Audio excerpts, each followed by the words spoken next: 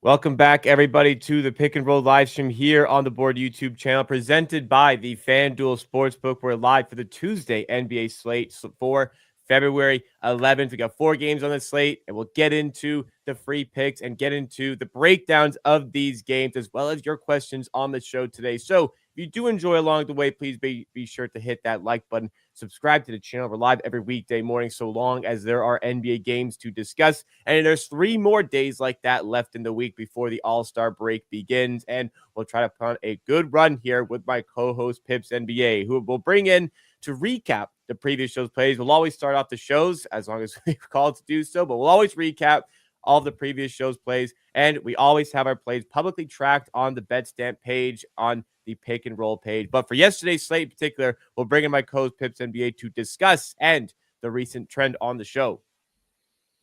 Yeah, we need to address that stuff. We are, I think, 2-7 over the last 9 bets, 3 days, like Friday and Monday, and I think Thursday. I don't know. But last show we were 1-3. It's not pretty. It's when you tell this stuff, it's kind of disgusting. But it happens. I would say I'm kind of happy with everything. Like I liked every bet. When I look at the results, we missed on Dorian Finney-Smith over 9.5 points and rebounds. He had 8, shot 0 from 3 from threes. As a 42% 3-point shooter this season. So he's like, when he takes 3 threes, he's like 82% to make at least one. So we had incredible variance on that one. Mitchell, I expected blowout.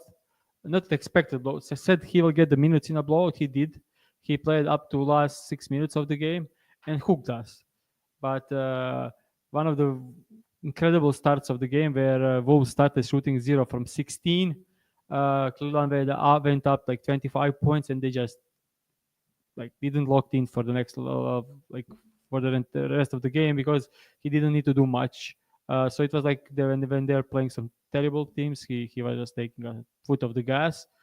Ended up hooking, which is what can you do there? And D'Angelo Russell, another blowout. This one an unexpected one. 22 minutes, 4 assists on 12 potential assists. So he played limited minutes, but had 12 potential assists. So he was, if he converted at like 50% rate, we will cover this, even in a blowout. So last night losses, I will bet every single one again. I think we just got unlucky on this one. Lately, we had like very quiet losses when we have over 14.5. He had 13 in the first half. And they lose in a blowout, so he doesn't play much in second half. And couple of unlucky losses over the last couple of days, and it went away from us. So, let's hope to get ourselves back on track before the All-Star break. There's 3 more days of NBA action, as I mentioned, including 4 games tonight. So we can jump into that 4-game slate on the FanDuel odds screen here. Our presenting sponsor, as I mentioned, first up, we have the Raptors, who have been playing better as of late, but as have the Sixers. The Sixers are at home for this one as -9 favorites. We'll lead off with you here, Pips. What is your expectation for this matchup? Yeah, tough one to expectations, but I watched the entire game of Pistons and Raptor and Pistons and 76ers, and boy, oh boy, the 76ers looked god-awful in that game. No Kate Cunningham, and he still ended up still ended up being blown out. Yeah. In that game. Destroyed. you just need to push pace with against the 76ers. They can't defend transition, and Embiid is just useless on that end of the side of the ball because he's slow to get back. He can't run much, and if you push the pace, he needs to run a lot, and then he's exhausted to play offense. So the best thing to how to win against the 76ers is just push the pace as high as you can, and Embiid can't catch up, especially in these conditions. So. Uh, Quickly is playing, Bart is playing. You know, Jacob is huge for this Yeah. one. Um, but I think I'll do one bet, which kind of makes sense without Jacob, and that's Joel Embiid over 4.5 assists. Uh, Usually, history doesn't matter for me, but in this case, I do think it matters. Mhm. I'll show you why. First off, there are some overall. I think that's like consensus line: minus 106, minus 105, minus Yeah. 108. Yeah. There, This is pretty much best in market. This minus 105, but this is right there with it. yep. Uh, Not scared of a blowout. Because if it's a blowout, it means Raptors 76ers are making a ton of shots, and that's correlated with Joel Embiid making assists. When we look at the game, some questions from the chat. Yeah, Embiid is questionable, and Paul George is playing, and Tyrese Maxey no question tags. So Maxey and George are playing, and Embiid is questionable. But I think Embiid is playing. It's after that loss out of the Pistons. I don't see any reason for him not to play. He looked kind of healthy, and he always have a question tag. But I think he's playing tonight. Don't see the reasons for not.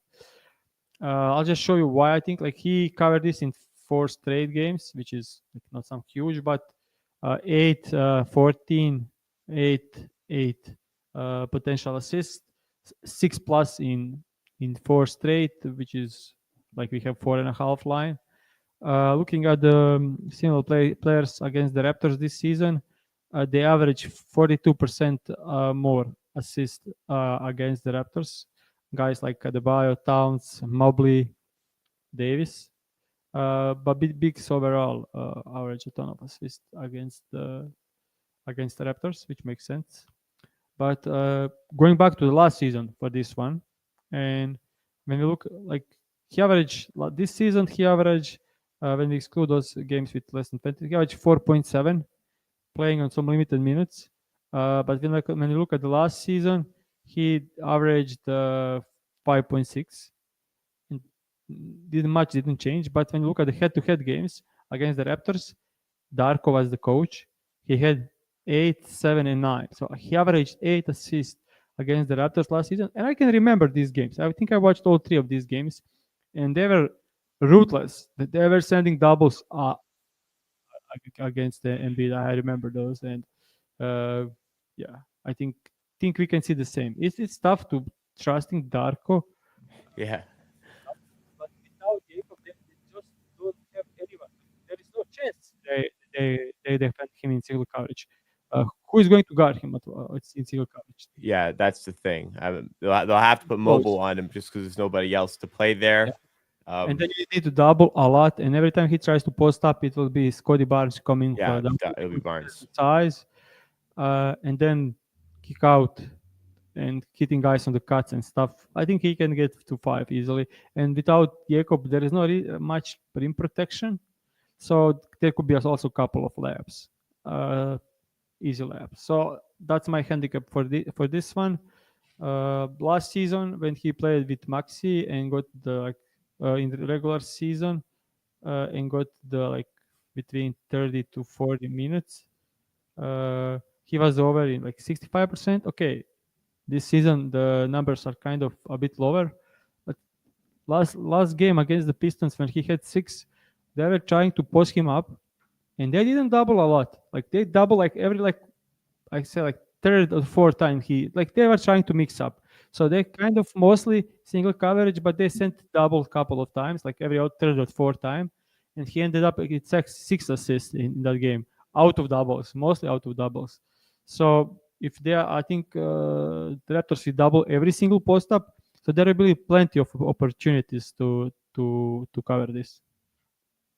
All right, first official play, Joel Embiid over 4.5 assists. Hopefully, a good start for us on the show today. Remember to hit the like button if you're tailing and enjoying so far. Before we go to the second game, a word from the FanDuel Sportsbook, the presenting sponsor that has made the show possible this season. And when the game tips off, the NBA action is just beginning on FanDuel, America's #1 sportsbook, because FanDuel is your home for NBA live betting. So even if you missed the first few minutes of the game or want to bet on a fourth quarter comeback, you can make your picks from the first whistle until the final buzzer. Plus, you can even combine your live bets into same game parlays for a shot at a bigger payout.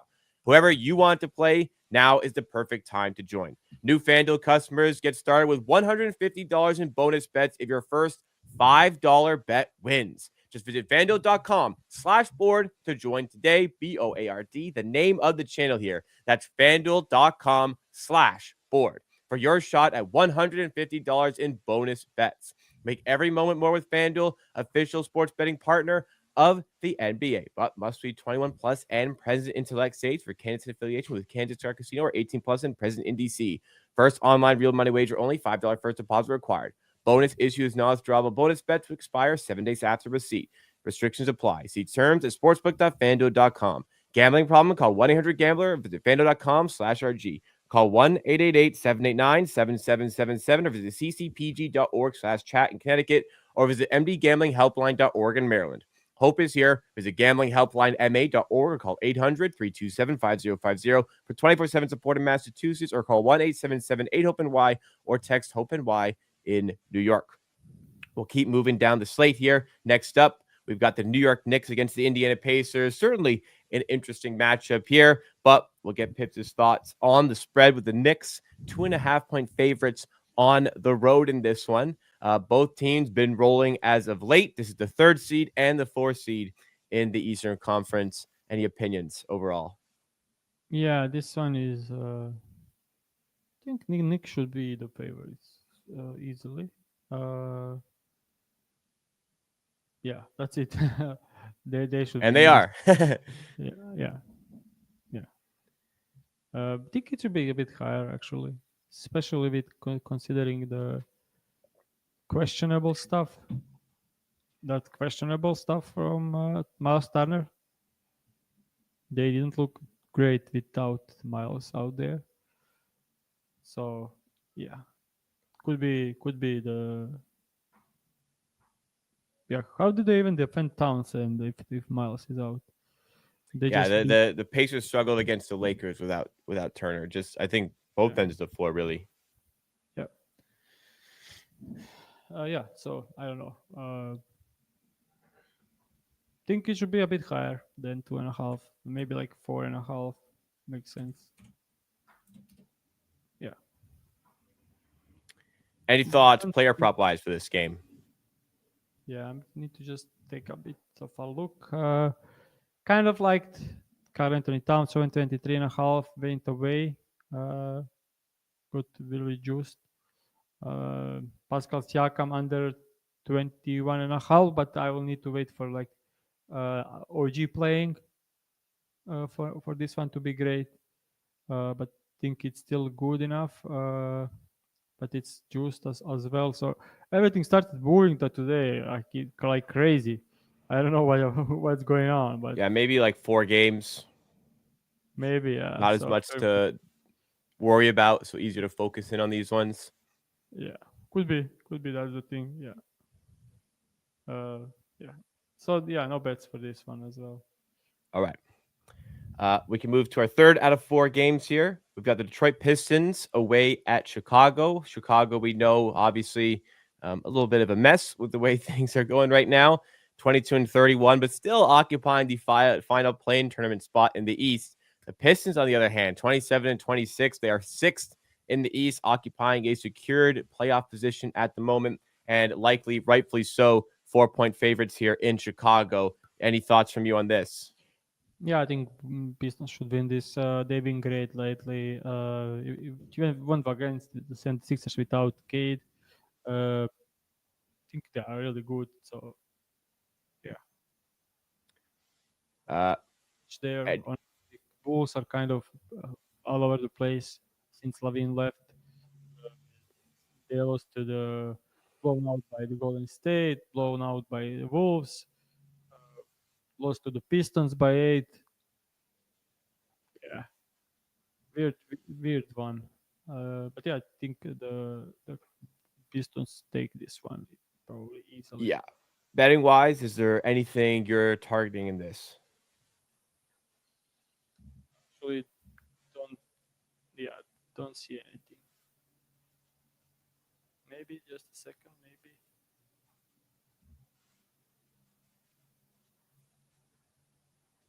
let me just take a look at something. I'm looking at things change. Like now I see Tim Hardaway Jr. line dropping to 9.5 at FanDuel.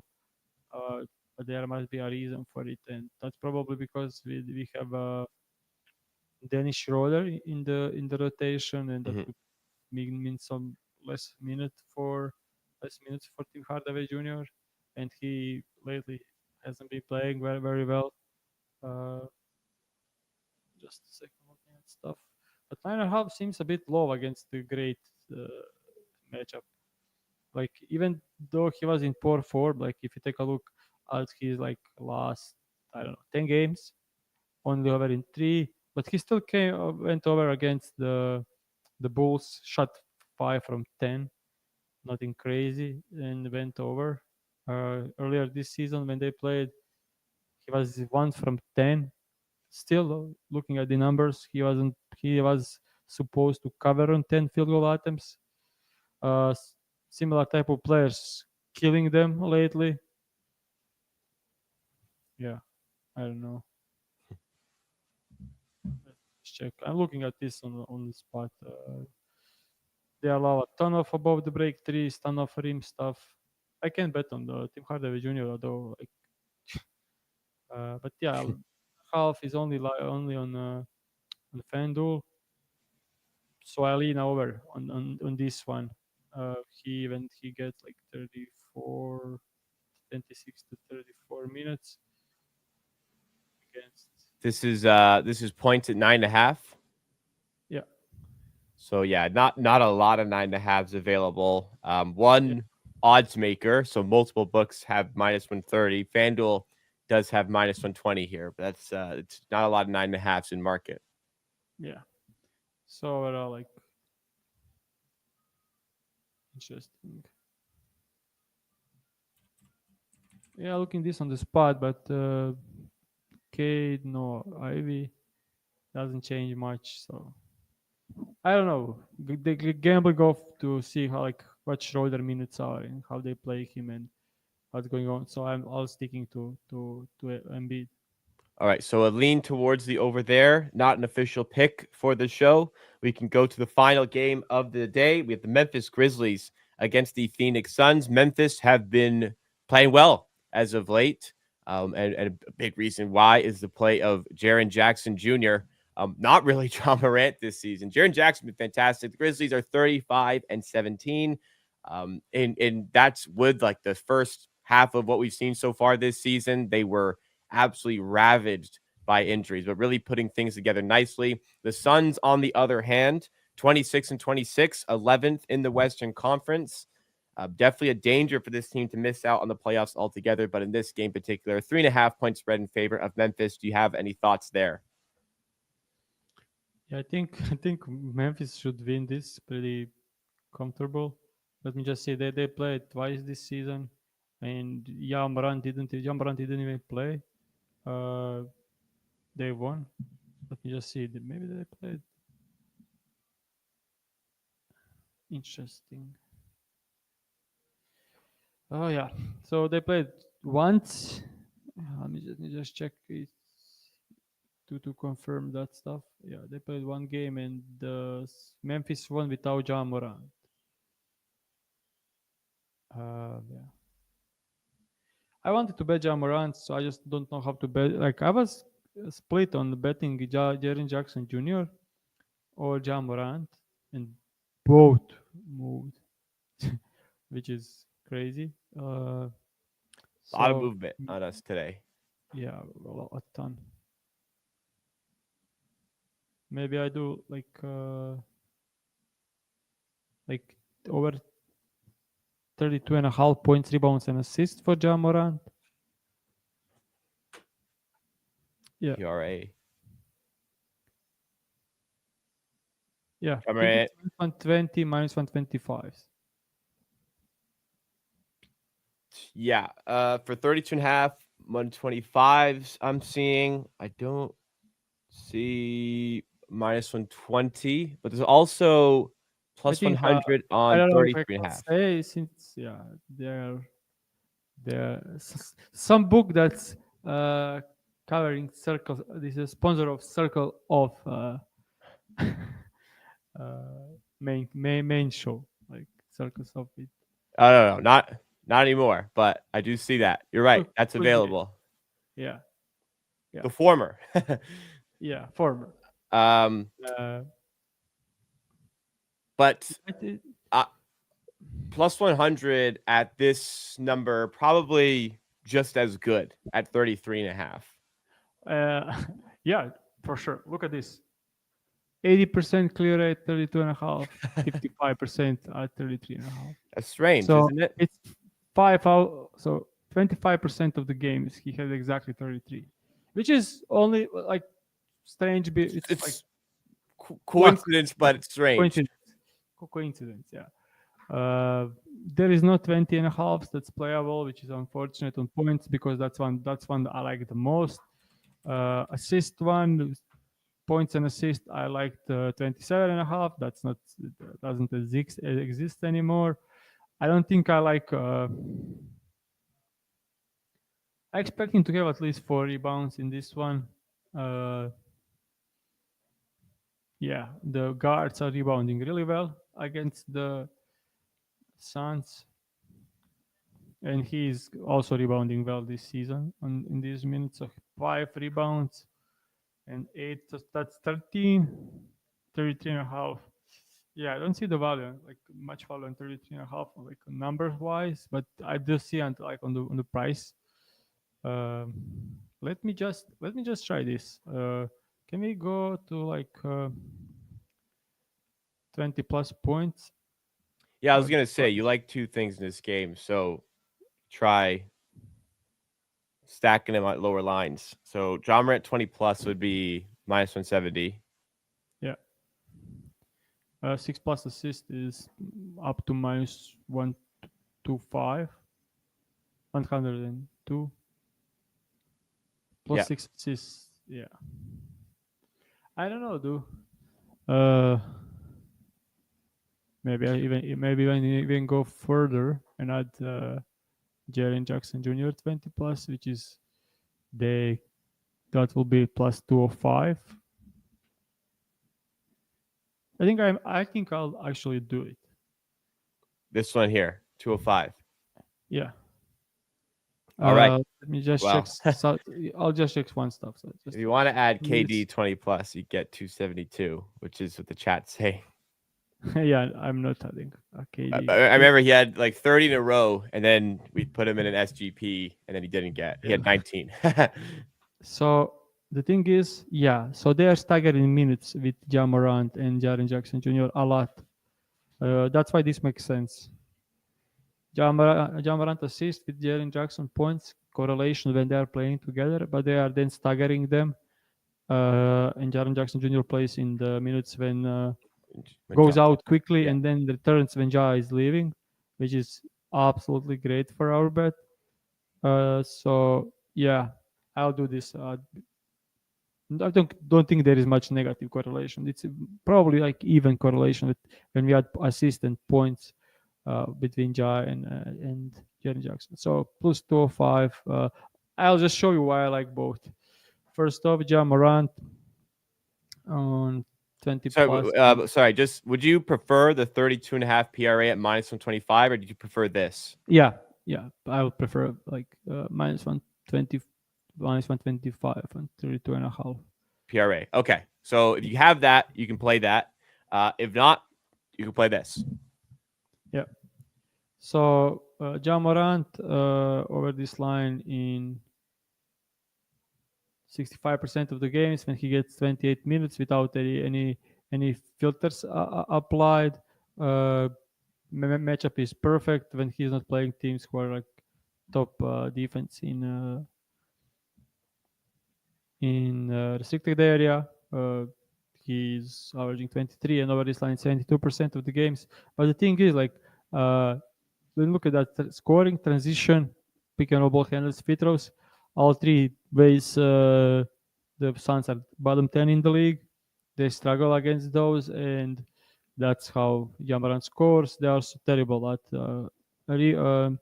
non-era paint scoring, where Moran scores a lot of his points. And recently we have Shea put 50 on them. I think Jamaran could put 20.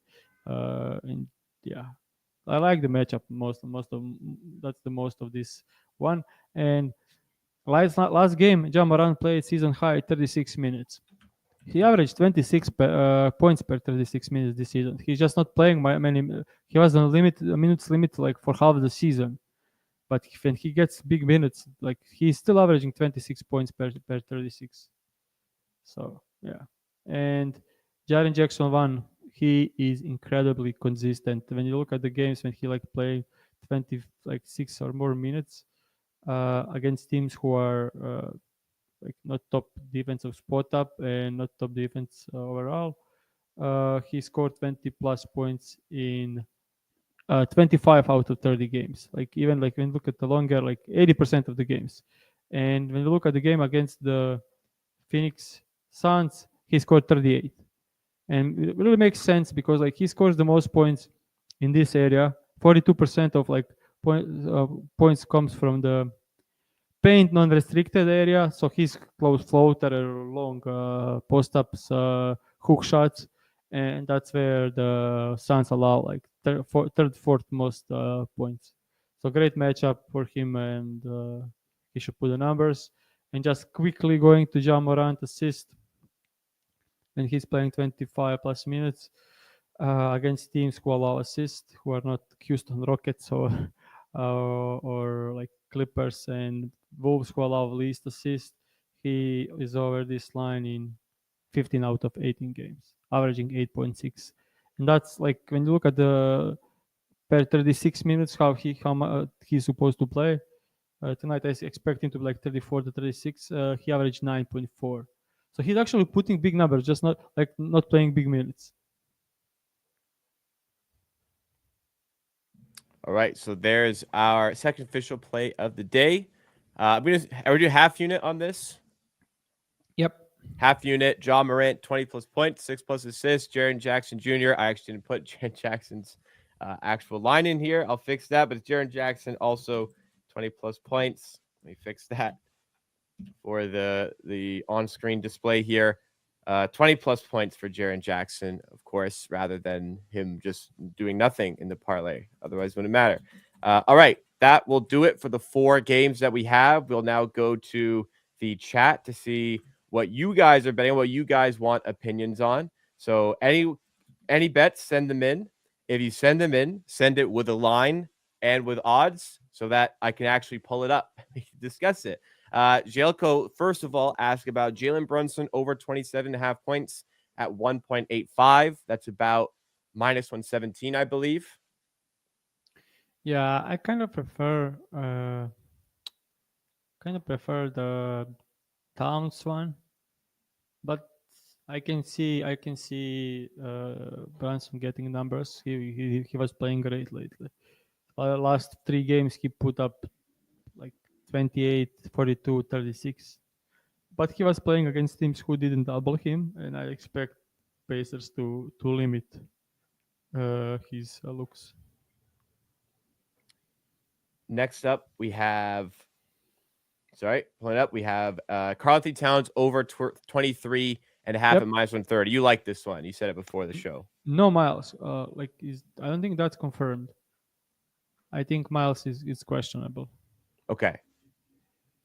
But you Yep. do like this.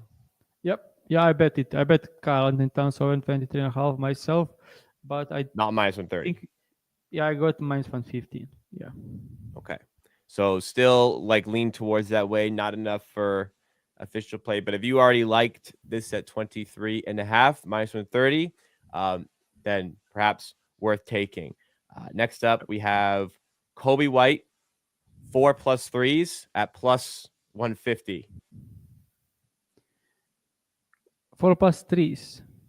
Yeah, What's the price? What's the price? Sorry. plus 150. Matchup is absolutely amazing for threes. Like one of the best in the league. So yeah, could see it. Emmanuel Quickly over 17.5 points, minus 115. That value, like this opened 15.5, got steamed to 16.5, then again got steamed to 17.5. Think 17.5 is fair. Okay. So maybe not quite enough to take it there. Jalen Duren over 27.5 PRA at minus 120, or 30 points plus rebounds at plus 185. I like assist with him. He's been absolutely amazing lately from the short roll. Like I think he has like 7 and 6 assists last 2 games, and he was playing amazing. Always put the numbers on Bulls and Vucevic. No problems with him putting numbers against the Vucevic. I think most bigs don't have problems putting up. But yeah, makes sense. Both make sense. Make sense. All right, that is it for the questions. A reminder from good friend Chillionaire, new circle back drop today. I know Pips can vouch for the show. Pips is an enjoyer of the Circle Back show. Yeah, check it out. We had a great episode. We got into some pretty hairy territory with Rob this week, so some great stuff. And look out next week. If you enjoy myself, you'll probably enjoy next week's episode. So make sure you're subscribed to the Circles Off channel. You can just search Circles Off. That's the Hammer's educational content division for shows just like Circle Back and the Circles Off podcast, which is going to get back into action now that the NFL season is done. But for this show here, we're live weekday mornings as long as there are NBA games. There's including today, there's 3 days left until the NBA All-Star break. So we'll be live tomorrow and the day after that to cover the NBA slate just like this and with free picks just like this. So subscribe, drop a like, and here is your recap. We took Joel Embiid over 4.5 assists at minus 105. That was available in a few spots. So check that one out or shop around for the best price. The next play, if you can get over 32.5 PRA for Ja Morant at minus 125 or better, that's the preferred play. If not, which will take a more widely available option here, we're going to go half unit on Ja Morant, 20+ points, 6+ assists, Jaren Jackson, 20+ points, and we got that plus 205 at FanDuel. All right, that is it for the show today. Thanks so much again, guys. We'll be back same time, same place tomorrow for Pick and Roll, presented by the FanDuel Sportsbook.